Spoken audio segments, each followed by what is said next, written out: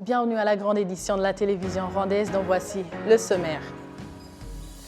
Après l'officialisation de la candidature de Mme Louise Mushikiwabo pour le second mandat au secrétariat de l'Organisation internationale de la francophonie, l'ambassadeur du Maroc au Rwanda indique que Mme Louise Mushikiwabo est la personne idéale pour mener à bien les réformes initiées au sein de la francophonie. Au sommaire également, les enseignants membres de la coopérative d'épargne et de crédit pour les enseignants Ungal Mosako se réjouissent de l'appui de cette dernière dans la réalisation des projets de développement. Bonjour et bienvenue à l'actualité de la télévision rwandaise qui sera présentée par moi, Amandine Dikumasabo, en collaboration avec une grande équipe qui réalise la grande édition de 16h30, heure de Kigali. Le président de la République, Paul Kagame, a reçu en audience au village Urugwiro ce mercredi les membres de l'organisation dénommée Young Presidents Organization, une délégation de 26 chefs d'entreprises qui sont au Rwanda dans le cadre d'une visite qu'ils effectuent dans 9 pays aux expériences uniques et pour entrer en contact avec les chefs d'entreprises locaux. Après l'officialisation de la candidature de Mme Louise Mushikiwabo pour le second mandat du secrétariat de l'Organisation internationale de la francophonie, l'ambassadeur du Maroc au Rwanda indique que Mme Louise Mushikiwabo est la personne idéale pour mener à bien les réformes initiées au sein de la francophonie. Le point avec Jean-Damascène Manéchim. Erevan, en octobre 2018. L'ambiance festive avec le sommet des chefs d'État et de gouvernement des pays membres de la francophonie. Un parterre de chefs d'État et de gouvernement avait fait le déplacement dans la capitale arménienne. Le sommet devait entre autres lire la nouvelle secrétaire générale de l'OIF, une place qui se disputait la Canadienne Michaëlle Jean et la Rwandaise Louise Mushikiwabo. Et c'est finalement cette dernière qui fut choisie par consensus à la tête de la francophonie. Alors que le mandat de Louise Mushikiwabo arrive à terme fin 2022, elle a déjà officialisé sa candidature. C'est le Maroc qui a proposé en premier lieu une candidature unique de Louise Mushikiwabo, une affirmation faite par le ministre marocain des Affaires étrangères Nassir Bourita lors de la conférence ministérielle de la francophonie tenue en mai 2022. Pour l'ambassadeur marocain au Rwanda, ce choix du Maroc a une raison. Madame Mushikiwabo a initié des réformes très importantes pour moderniser la francophonie, pour en faire une organisation efficace. Ces réformes ont été lancées depuis son élection au premier mandat. Et le temps est court. Un mandat n'est pas, à mon avis, suffisant pour que Madame la secrétaire générale puisse mener à bout ces réformes. Donc c'est pour cette raison que le Maroc est favorable à un mandat unique, de manière aussi à ce que des sujets très importants puissent être traités durant le prochain sommet de Tunis. Des réformes très très importantes, des stratégies ont été mises en place. Un mandat n'est pas suffisant pour les mener à terme. Donc la personne idoine, en l'occurrence Mme Mushikiwabo, est celle qui doit mener à bout ces réformes. Donc il semble qu'un second mandat serait opportun tel que l'a signalé le Maroc. L'ambassadeur marocain a par ailleurs indiqué que son pays collabore avec la francophonie pour le plan succès de ses projets dans plusieurs domaines. Le Maroc soutient la francophonie dans de nombreux domaines, tels que la formation, l'éducation, la culture, l'économie, la jeunesse, la femme, l'autonomisation des filles et des femmes. Le Maroc apporte un soutien total, non seulement à ces domaines, mais aussi aux réformes.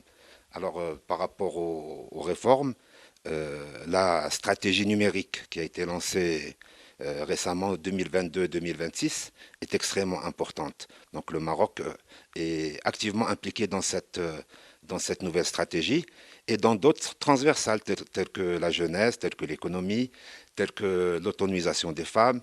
Le Maroc apporte un soutien total aux réformes initiées par Madame la secrétaire générale dans le but de faire de l'organisation une institution très forte, moderne, en phase avec les changements à l'heure où nous sortons d'une pandémie. qui a touché le monde entier, mais aussi pour le soutien à des pays de l'espace francophone en temps de crise et de paix. Également dans le domaine de la sécurité, la paix et la sécurité, le Maroc contribue activement à l'observation des élections et du suivi des élections. On écrit sous le mouvement de ce bonheur, des messages pour les jours à venir. Parmi les nouveaux projets initiés par Louise Mushikiwabo au sein de la francophonie figure le programme de mobilité des enseignants pour l'enseignement principal du français, un programme qui a débuté par le Rwanda mais qui doit s'étendre à d'autres pays de l'univers francophone. Jean Damascène Manishimé pour la télévision rwandaise.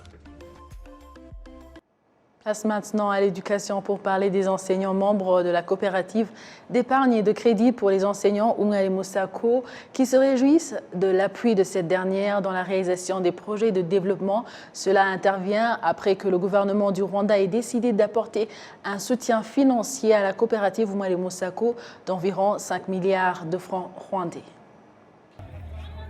Les enseignants membres de la coopérative Umwali Musako sont unanimes à affirmer que les crédits octroyés par cette coopérative leur ont permis de se créer de l'emploi. C'est le cas de Jacqueline Mukanda Isenga qui se félicite d'avoir actuellement un patrimoine d'une valeur de 22 millions de francs rwandais à partir d'un crédit de 450 000 francs rwandais contracté seulement en 2015. La directrice générale de la coopérative Umwali Musako indique que jusqu'à présent, le gouvernement du Rwanda a déjà injecté plus de 24 milliards de francs rwandais dans cette coopérative afin de relever le capital de la coopérative ainsi que le taux de crédit de ses membres. ubundi watangiye ari abanyamuryango bishyira hamwe kugira ngo bahuze hamwe ubushobozi bari bafite bajye babasha. Habituellement, la coopérative est née sous l'initiative des enseignants qui mettaient ensemble de l'argent pour pouvoir bénéficier aisément des crédits. Avant, on retenait 5% de leur salaire. C'est le capital qui nous permettait de leur donner des crédits. Comme le salaire était bas, avec 5%, on ne pouvait pas dépasser un crédit étendu sur 2 ans. Mais avec l'appui du gouvernement, nous avons dépassé 2 ans et sommes arrivés à 15 ans. Avant, le délai de remboursement des crédits était d'1 an, mais aujourd'hui, il s'étend sur 5 ans. Un autre grand changement, c'est le taux d'intérêt de 14% au début pour tous les membres. Mais avec ce soutien de l'État, nous avons réduit ce taux d'intérêt à 11%. Le Premier ministre, le Dr Edouard Ngirente, indique que la résolution du gouvernement d'appuyer la coopérative Umwali Musako a pour objectif de renforcer la qualité de l'éducation dans le pays. Le salaire de l'enseignant du primaire a été revu à la hausse, à la hauteur de 88% et 40% pour les salaires des enseignants de niveau A1 et A0 qui enseignent au secondaire. Ça va relever leur capacité de contracter des crédits, ce qui va de pair avec l'appui à la coopérative pour disponibiliser des fonds destinés au crédit.